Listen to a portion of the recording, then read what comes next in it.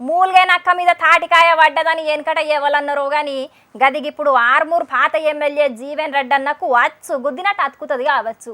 ముందుగానే ఎమ్మెల్యే గిరిపోయింది. అటెన్కాల కిరాయి కట్టలేదని షాపింగ్ మాల్ దుకాణానికి తాళం వేసిర్రు. గియాలనేమో గీ కథ అయింది. వరుస పెట్టి కష్టాలన్నీ కట్టగట్టుకొని జీవనన్న మీదకి దండయాత్ర చేస్తున్నట్టున్నాయి కదా. అచ్చిన కిరాయిల్ను అటే మింగుతున్నావు గాని మాకు గట్టాల్సిన బకాయిల్ను ఎన్నడు గడతావు అని ఆర్మూర్లున్న జీవన్ రెడ్డి షాపింగ్ మాల్ కు తాళవేసిరు కదా ఆర్టీసీ ఆఫీసర్లు మొన్న నడుమ. ఎలక్షన్ కోడ్ల గట్లెట్లా చేస్తారు అని జీవన్ రెడ్డి అన్న ఎలక్షన్ ఆఫీసర్లకు ఫిర్యాదు కూడా అయిండు. కానీ ఆర్టీసీ అధికారులైతే ఎన్కకు తగ్గలే. ఈ గియాలనైతే జీవన్ అన్నకు గుడ్ న్యూస్ చెప్పింది పెద్ద కోర్టు. వేసిన తాళాలన్నీ తీయాలనని ఆర్డర్ వేసింది ఆర్టీసోళ్లకు. ఇక కోర్టు చెప్పినాక లేదు కాదు అనేటట్టు ఉంటదా?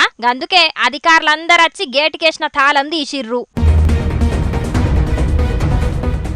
ఇప్పటికైతే తాళం తీసిరు గాని వారం దినాల 2.5 కోట్ల బకాయిలు కట్టకపోతే మళ్ళా తాళమెయ్యొచ్చు అని కూడా తీర్పిచ్చింది పెద్ద కోర్టు. మరి వారంలో పైసలు కడతాడో లేకపోతే మళ్ళా తాళమేసేటట్టు చేసుకుంటాడో ఆర్మూర్ పాత ఎమ్మెల్యే జీవన్ అన్న. కానీ గిడ మాల్ తెరిచిర్రు అని సంబురపడే లోపట్నే జీవన్ రెడ్డి నా భూమిని కబ్జా చేసిండని దామోదర్ రెడ్డి అనేటాయనే చేవెళ్ల పోలీస్ స్టేషన్ ల ఫిర్యాదు అయిండు. దామోదర్ రెడ్డి భూమిలున్న ఫంక్షన్ హాల్ ను కూలగొట్టి మరీ కబ్జా చేసిండట జీవన్ అన్న. అయితే గా భూమి నాదే అని అంటున్నాడు జీవన్ రెడ్డి. మరిగా గీ కేసు ఏడదాకా పోతుందో ఎన్నడు దిగుతుందో గాని అధికారం పోయిన కాడికేంచి జీవన్ రెడ్డి అన్న చుట్టూ ఏదో పంచాది తిరుగుతూనే ఉన్నది. పాపం ఏమన్నా జిట్టి దాకిందో ఏందో అని బాధపడుతున్నారు జీవన్ అన్న ఫ్యాన్స్.